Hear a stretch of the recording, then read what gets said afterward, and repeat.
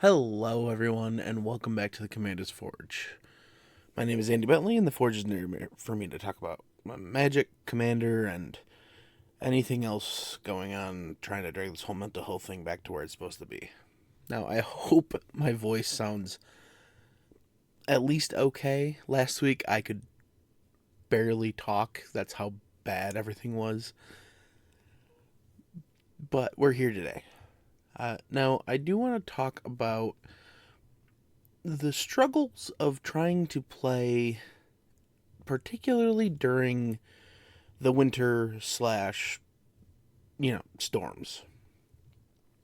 So, for those of you that don't know, I live in New York and we got hit with another massive snowstorm.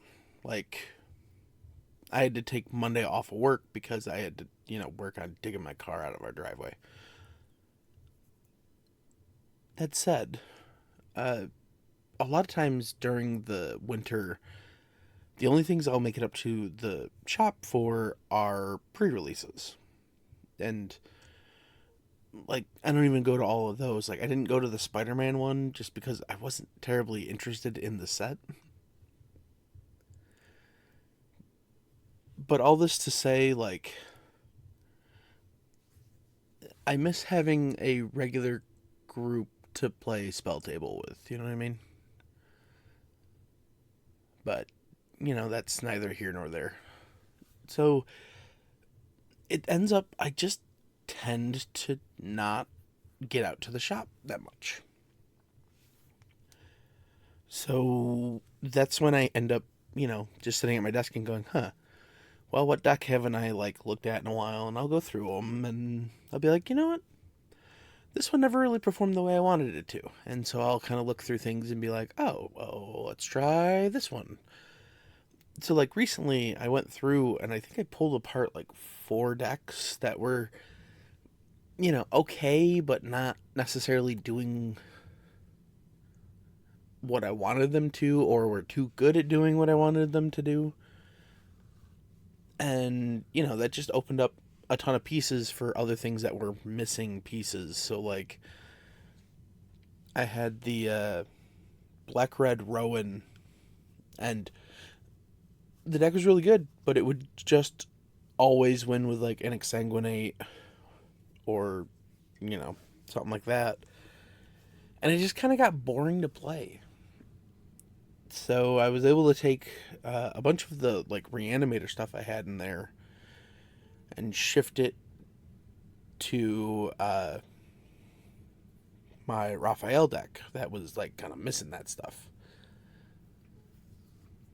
And yeah, things like I have a Krenko deck, but Krenko gets mollywopped as soon as you sit down with him. And during the Lorwyn pre-release, I pulled the grub that flips between the two sides. At least I think that's their name. And so I'm like, well, I don't have to change too much about the deck to make it black red. It would still be base red. But, things like that. I have been looking through the cards for that league that we started. But again, with the weather the way it's been, it's just hard to get together. Plus, one of the guys in that league just recently had shoulder surgery, and he's really not up to doing much. But I've got things from that that I would like to use. Like I pulled the Bruce Tarl from Outlaws of Thunder Junction, and I think that's a neat deck concept to do a lands based Boros deck. Yeah. So anyway, this was really just kind of a quick check in because your boy tired, so very tired because he has eyes and the news has been going and let's just say I'm tired of ice, and I'm not just talking about the weather condition. But that said, I'll take a quick break, and when we come back, we're going to talk about something. I'm just going to pick up a deck, and we're going to talk about that. Anyway.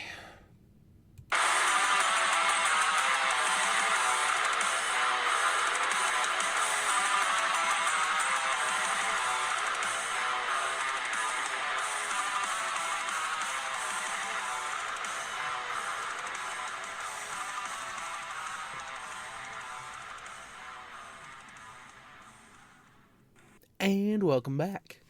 Now, today I want to talk about a deck that I built a little bit ago, but hasn't necessarily seen a ton of play yet, because I'm still trying to figure out the last couple cards I want to add to it. The commander for the deck is Melkator, Purity Overseer, which is 1, a white and a blue, for a 1/1 Phyrexian Elephant Wizard. When he enters the battlefield, you create a 3/3 colorless Phyrexian Golem artifact creature token. And at the beginning of your end step, if 3 or more artifacts enter the battlefield under your control this turn, create a 3/3 colorless Phyrexian Golem artifact creature token. So the thought process here was golems, but then that didn't really give me enough space to build a full deck. So I thought about artificers that make golems. And then that also led me to other things that care about artifacts. So the deck kind of breaks down into like 3 categories: golems, things that make golems, and then support cards. So let's start with the artificers, because that's the smallest of the group. And it's a lot of the things you would expect. I'm sure I'm missing a few because, like, again, I don't have access to green, or what's his name? It's Tekik, I think. The guy with partner would probably be in here. But starting off, we have Splicer's Skill, which is not an artificer, but a sorcery. For 2 and a white, it just creates a 3/3 colorless golem artifact creature token, and you can splice it onto an arcane or sorcery for 3 and a white. So, yeah. It's the artificer's ability, but, there's a chance we can kind of rebuy it by splicing it onto an instant or sorcery. Next up, we have the Blade Splicer, which is 2 and a white for a 1/1 human artificer. When it enters the battlefield, you make a 3/3 colorless golem artifact creature token, and golem creatures you control have first strike. Next up, we have the Sensor Splicer, which is 4 and a white for a 1/1 artificer. When it enters, you make a 3/3 colorless golem artifact creature token, and golem creatures you control have vigilance. Next up is the Master Splicer. It is 3 and a white for a 1/1 human artificer. When it enters, you make a 3/3 golem, and golems you control get +1/+1. Next up, we have the Wing Splicer. 3 and a blue for a 1/1 human artificer. When it enters, you make a 3/3 golem, and golem creatures you control have flying. And the last one I have in here for the splicers is the Darksteel Splicer, which is 6 and a white for a 1/1 Phyrexian artificer. When it or another non-token Phyrexian enters the battlefield under your control, create X 3/3 colorless Phyrexian golem artifact creature tokens, where X is the number of opponents you have, and golems you control have indestructible. So what I like about this guy is he pairs well with my commander, because if I have my commander out and I play him and I have 3 opponents, I make 3 golems, which triggers him to make another golem.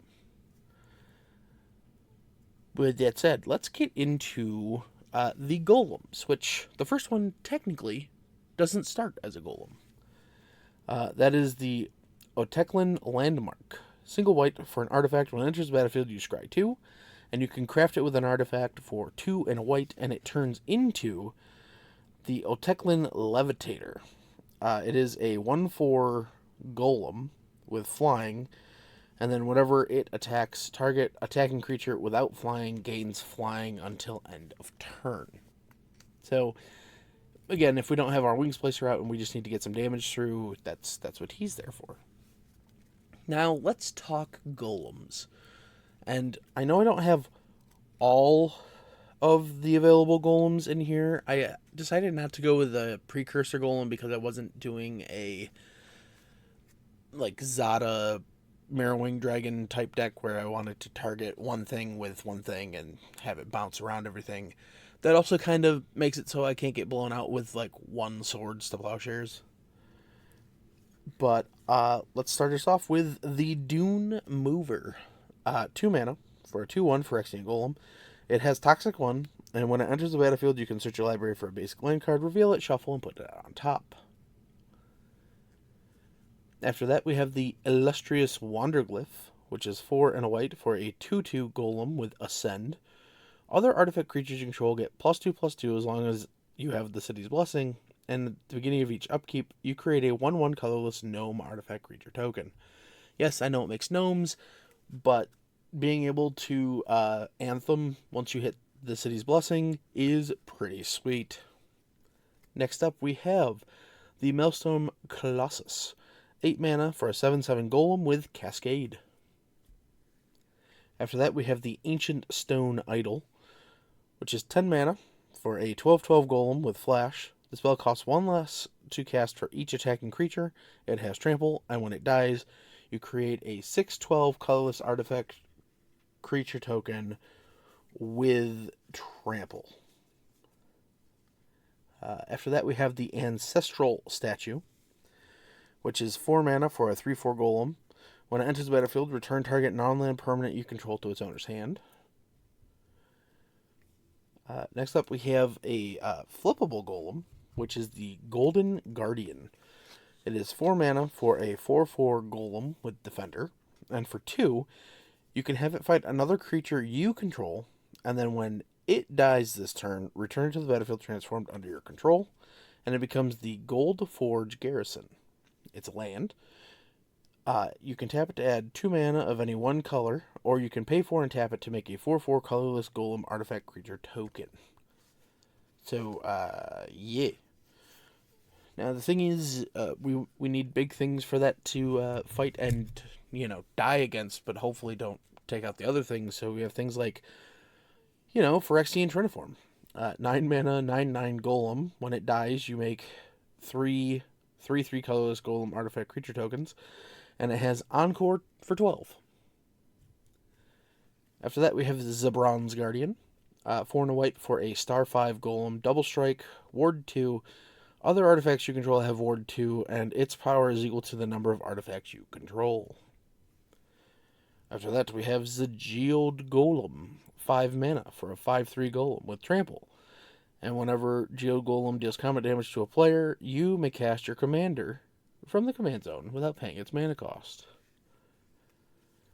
After that, we have the Mycosynth Golem, which is 11 mana for a 4/5 Golem, but it has affinity for artifacts.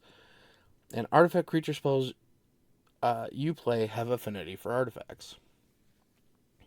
Next up, we have the Howling Golem. 3 mana for a 2/3 Golem. Whenever it attacks or blocks, each player draws a card, because, it's a reference to the Howling Mines. Next up, we have the Lodestone Golem.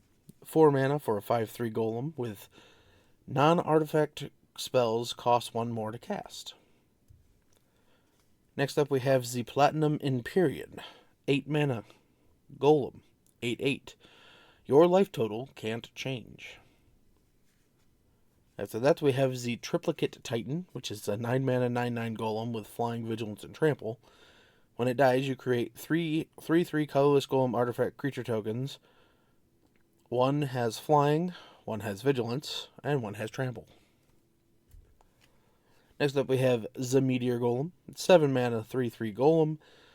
1 Meteor Golem enters the battlefield, destroy target non-land permanent and opponent controls.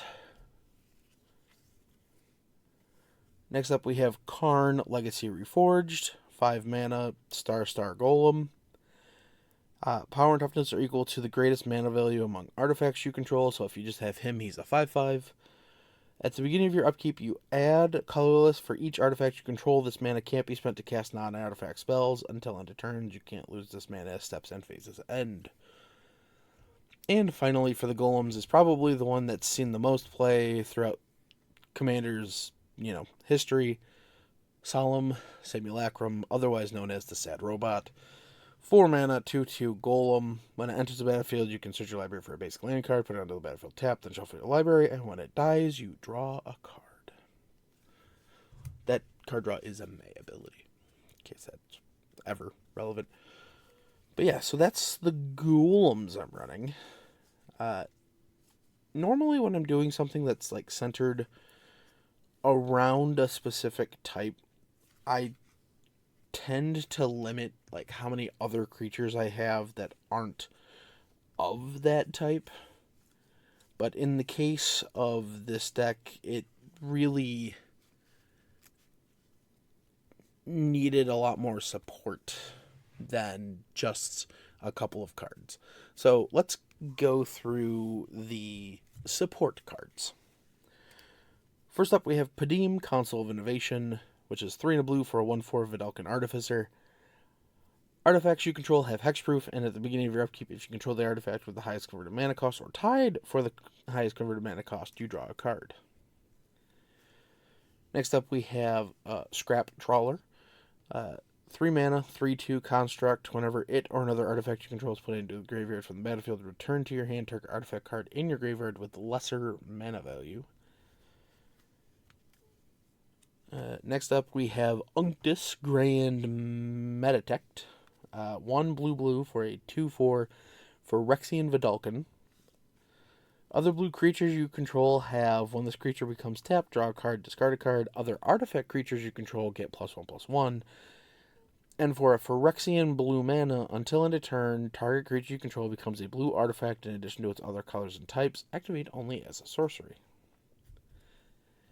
After that, we have the Sharding Sphinx. 4 blue for a 4/4 Sphinx with flying. Whenever an artifact creature you control deals combat damage to a player, you can put a 1/1 blue Thopter artifact creature token with flying onto the battlefield.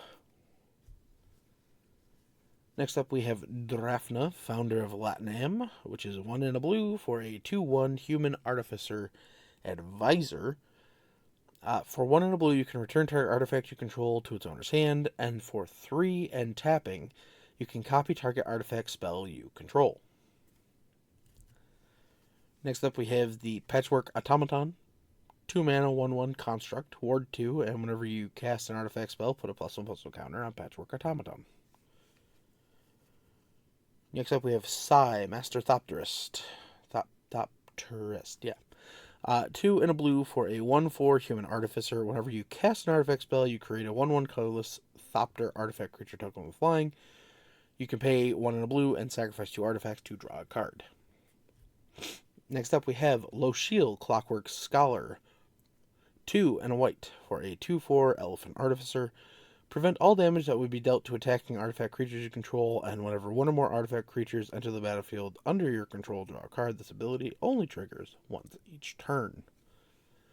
Next up, we have the Soul Herder.